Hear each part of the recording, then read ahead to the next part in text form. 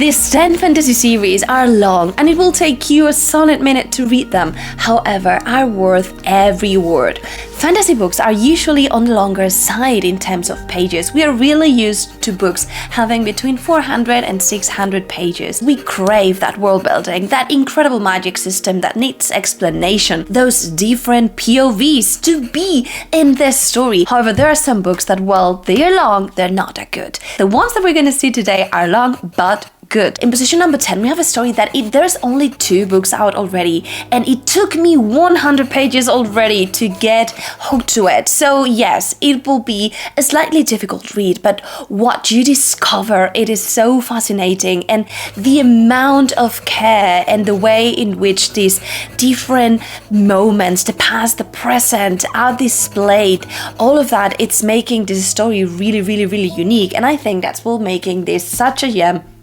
And that is Empire of the Vampire by J. Christoph. This story has around 240,000 words. In this edition, you cannot see it. It feels small, but the words are incredibly tiny. The sun has suddenly stopped shining, and vampires have emerged because of that. However, we will be following this unique perspective that will go back into the past. It will take you different scenes throughout his life, and it will put you in random places for you to read them, which is slightly confusing, but once you start putting the pieces together to that story, it is so fulfilling and fascinating. I really recommend picking up this story that is long for a reason. Position number 9, we have a trilogy that will have in total around 600,000 words. Each book will be really packed. You will have this incredible world building, this terrible characterization of our main character and the ones that surround her, and we will be displaying a story that it's incredibly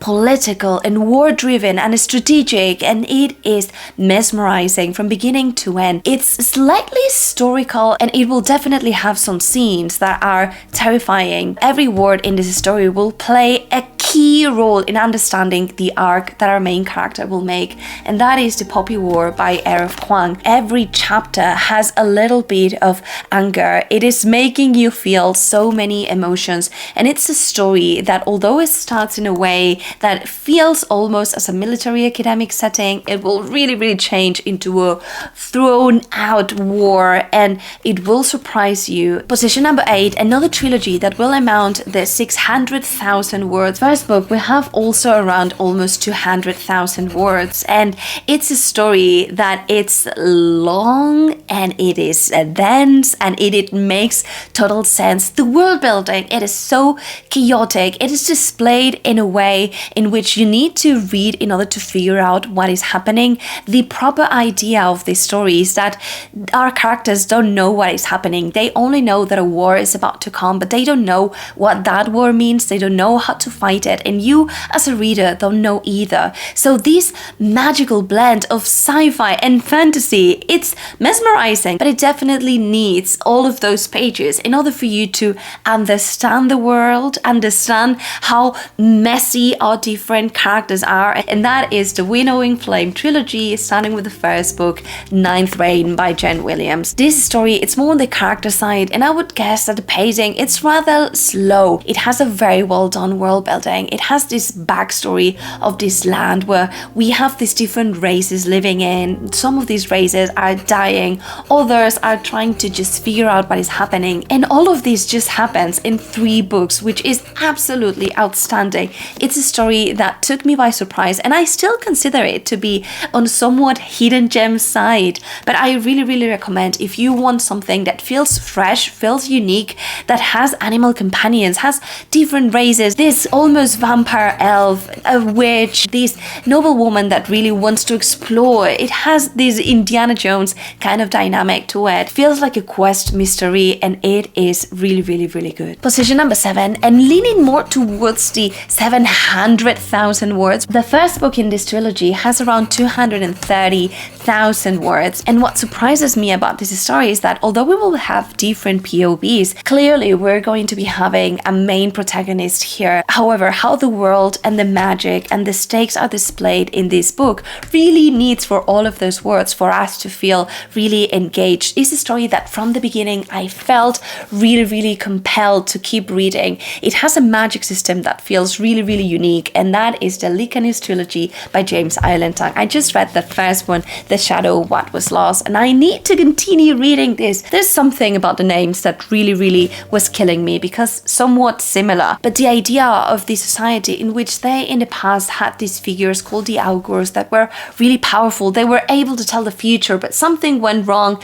They started lying because they didn't know how to tell the future anymore, and that has caused really these ripples to the magic and to the society. And right now we have all of these people being trained and being tested for magic, but something goes wrong in this school, and we will have these teenagers trying to figure out the next step, and they doing something wrong and needing to go away. James Irelandong really has something for me that it's unique because you're able to read a story, feels accessible, but it feels also really addictive. And there's this blend of having adventure, having these tropes of quest, of family found by with your friends, and just there's also this blend of almost sci-fi at times that just makes this story really unique and long but good. Position number 6, we have a story that has a little bit more than 700,000 words, but this trilogy is part of a bigger saga within this world, and that is the Realm of the Earthlings. And I'm talking specifically about Life Ship trilogy. The first book, Ship of Magic, it's also already massive, and what really surprises me about this author and this story in particular is that it leans towards the character-driven side. The pacing, it's fairly slow. However, you will never feel bored. And just that masterful way of really crafting characters that feel really fleshed out. They feel unique. They feel like really humans. Not a lot will happen in terms of, years of the story, of this adventure that is going to go crazy, but rather and how our characters are going to be really changing. And I feel that the magic of this author is to really allowing us to see that change and to go through scenes that felt really mundane, but at the same time you will always end a chapter feeling that you want to read more and that you want to know more about these characters. So there was not a scene that I thought I need to cut this down. Position number 5, we have a story that it's unconcluded yet, but it is almost close to 1 million words. I've only read book 1, which also leans more towards the longer side, and it fascinated me because although there are around 700 pages, I flew by. From the beginning, I knew that I was gonna love this story. There are tropes that you already know, and it's just a spin of classic fantasy that will allow you to see this quest, these different characters that are young, that they want to find their place, that are really friends. There's this family found by with them, and they're thrown into this fate that it is terrible. There's also this animal companion that I absolutely adored, and that is Of Blood and Fire, or The Bound and the Broken series by Ryan Cahill. Book 1 is the shortest that we have in the series, and it just, what I can say is that I admire and I accept that. It's a story that it does not have enough. Every word, it's place for us to understand the psyche of the characters, this world that has this medieval side, but that allow us to see how our characters were really kind of like normal, and they had this natural life, and they're thrown into this world that they don't want. And it is fascinating, and each of those chapters are crafted for you to feel for the characters, and just all of them are really lovable. I fell in love with these characters and with this story. I cannot wait to keep reading. It's quickly becoming one of my favorite series of all time. Position number 4, we'll start with those stories that have around 1 million words. This particular story has 4 books, and it's already concluded. It ranges to 1 million words. Book 1 feels and is long, not only due to the word count, but because you're going to be thrown in this world where you are going to see a lot of detail. You're going to be seeing a lot of different moments passing, and you need to be really aware of everything that is happening in order to understand this story. However, each chapter made sense, and I'm talking about The Dandelion Dynasty by Ken Liu. Book 1 leans more towards the slower side, but each chapter was incredibly short, and it had a somewhat cliffhanger, but you are only going to need to read some pages in order to discover that this story, it's massive in scope, and every word that you read, every chapter allows you to know one character and one piece of this story. It will have a lot of different perspectives, different dynasties rising and falling. That is deeply strategic, and it's masterful. I promise you, if you start reading this, you will feel that the author is a genius, an absolute genius.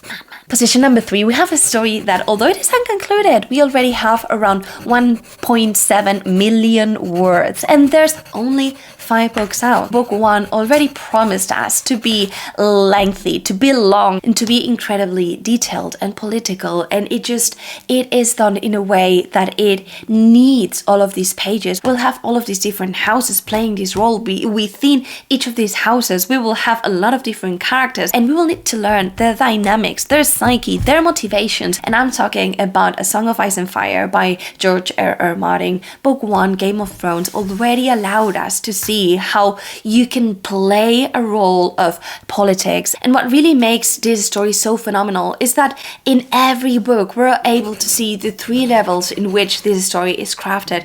In one hand, we'll see these different houses that are willing to do whatever it takes to have the throne.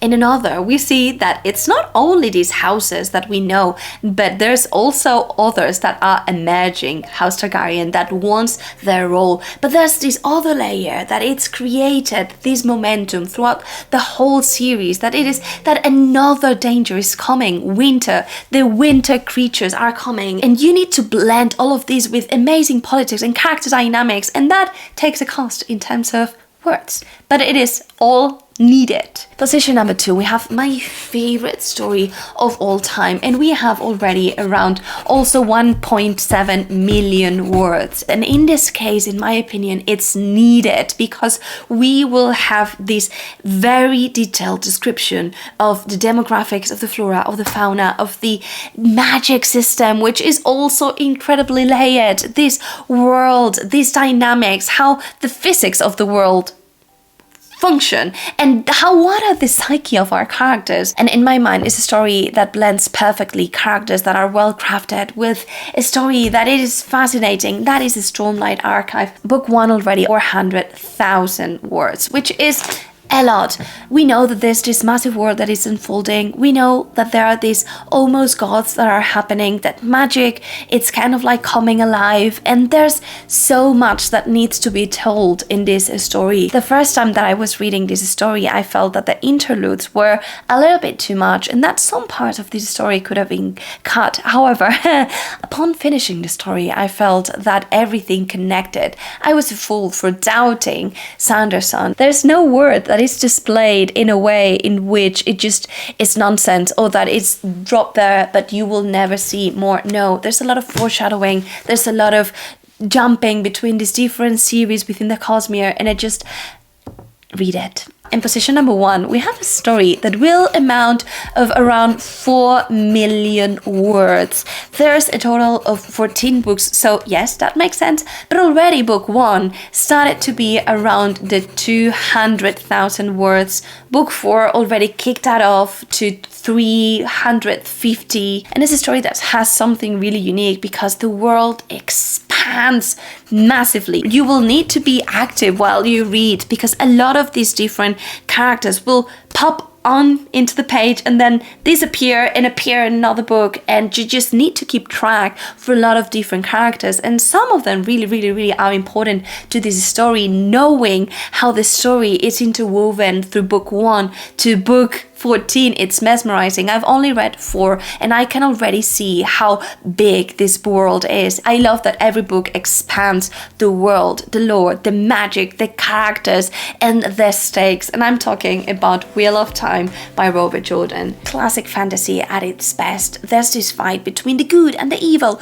but we have a lot of different characters, a lot of different archetypes. And although book 1, it's really similar to Lord of the Rings and it was done on purpose, what we see from book 2 onwards, it's incredible because it just expands the magic. It's outstanding. And this fight between the good and the evil, which in theory might be easy, it's anything but. We see characters go through crazy arcs and this world is just so rich, so wonderful. I cannot recommend more going to this really long story. And if you're liking this content so far, consider joining my Patreon. We have a book of the month. We're doing a Wheel of Time read along. We have reading sprints, game nights, and all in all, it's a very cozy and comfy community, and I would love to if you will join us.